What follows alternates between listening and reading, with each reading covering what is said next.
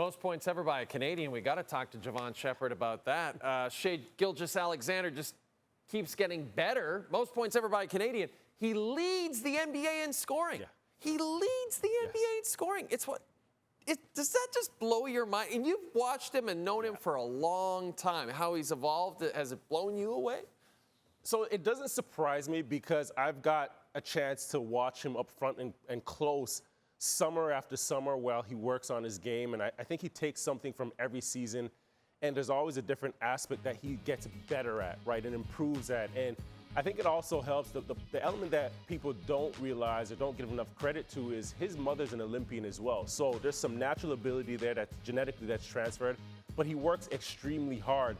And whether it's his shooting, whether it's his post-ups, and this summer I thought it was pretty spectacular that he took a couple young guys, even my nephew who's a young high school player as well, under his wing because he wanted to work on his leadership. He wanted to work on his communication.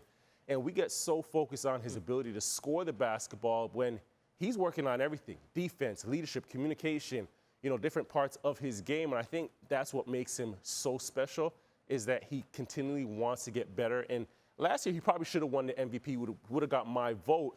And he's coming to this season with an even bigger chip on his shoulder.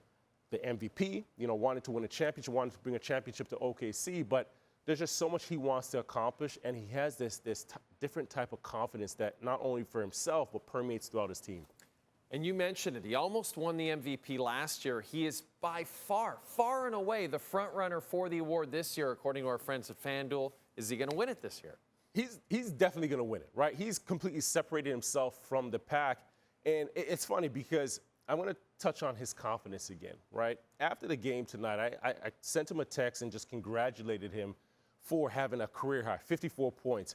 And just to show you how he's wired, he responds saying thank you, but also letting me know this was not a good performance. There were a number of shots that I missed, and I didn't get hot from three.